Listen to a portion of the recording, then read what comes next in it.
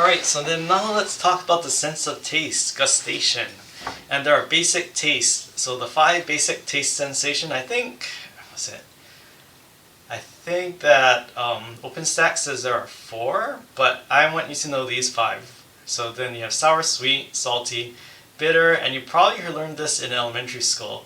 And then there's umami or savory. That's pretty much canon. Like, I think OpenStax might say it's not canon, but it's pretty much canon at this point that umami is sometimes called savory. Umami is a Japanese word. And then this is, so you might have also learned this in elementary school, the taste and tongue map. Now, this is a myth. It is totally wrong. There's no, this used to say like, you only taste bitter on the back of your tongue and the sweet is only at the tip of the tongue. That's why you tend to lick your ice cream with the tip of your tongue. What they found is that these receptors are all over your tongue. This map is wrong. So again, this map you don't have to memorize for this class because it's myth. I know I keep ruining all these things about your childhood, right? Like, oh, I was told a bunch of lies. Well, the cool thing is, like, it's kind of like the special senses. It's not so much that it was all lies, but we're going to modify it and add even more to it. That's even cooler. So again, taste map, myth. Don't worry about it for this class.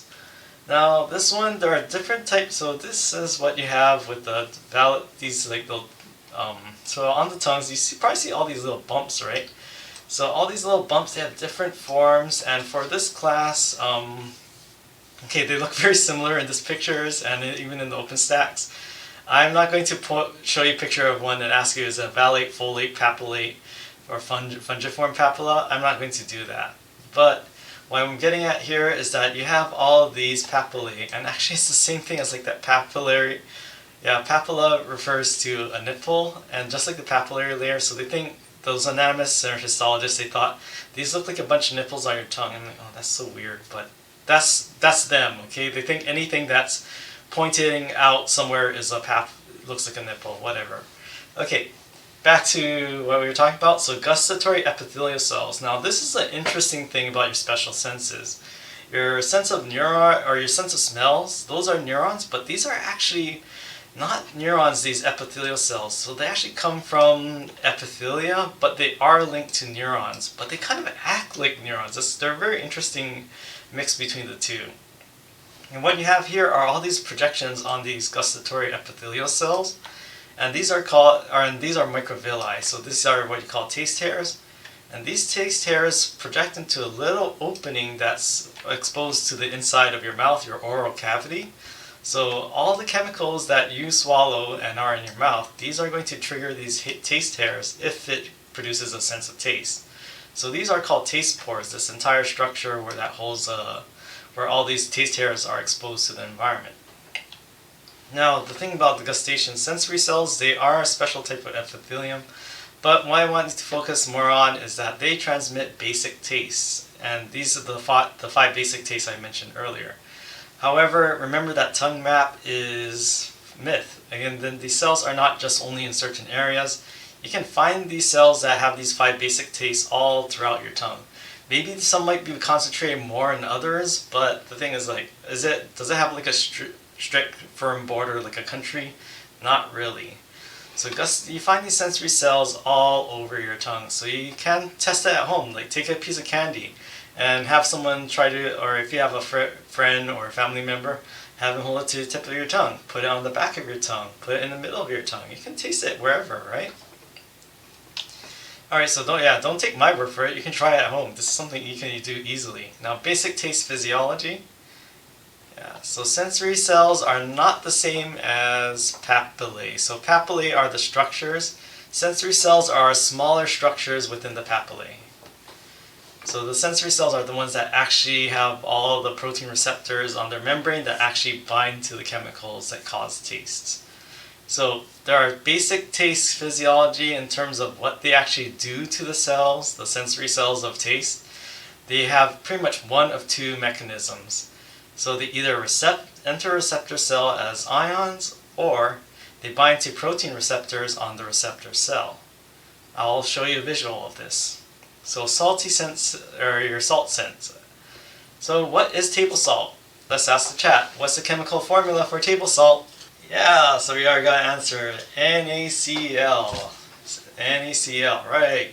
So sodium chloride. Now, the thing is that this sodium ions, these enter the salt taste receptors via sodium channels. So again, it's not coincidental that NaCl causes the sense of salty. But again, what do we have here? And sour. So sour are, let's ask the chat again. Are lemons acidic or basic? Like if you have, I shouldn't say it, citric, is it citric acid or citric base? Yeah, they're very acidic and sour, right? So lemons are acidic. Now, what type of ion is our acids? What ions make a solution acidic? So when you have pH, it measures the amount of, yeah, we already got a response. Measures the amount of hydrogen ions, right? So these are what cause the sense of sour. So these hydrogen ions, these enter the gustatory epithelial cells via these leak channels. Now why is this important? Well, notice that they're both positively charged and they're both ions. So when you have a sour receptor, it's going to allow these protons and these hydrogen ions in via ion channel. They're not going to enter the same channel. They're just showing it in this picture. Don't get confused that they enter the same channel.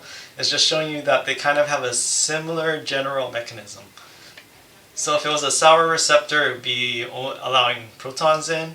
If it was a salty receptor, it would be allowing sodium in.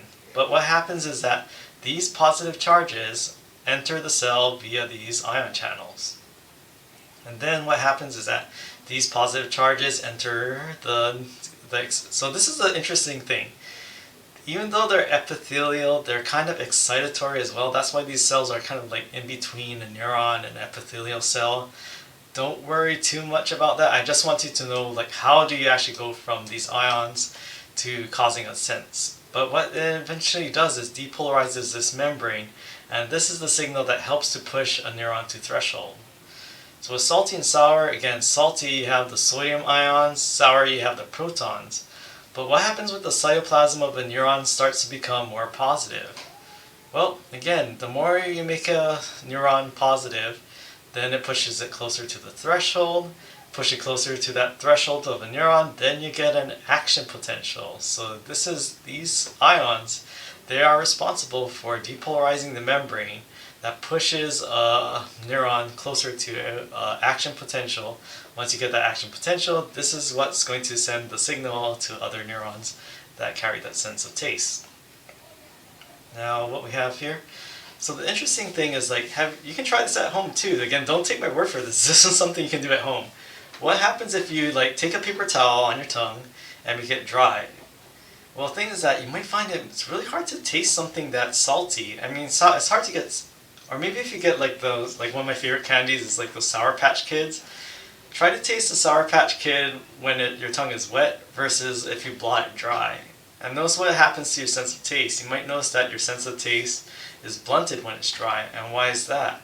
Well, the thing is that you need those ions to actually somehow float through a fluid and diffuse and actually bind to the receptors.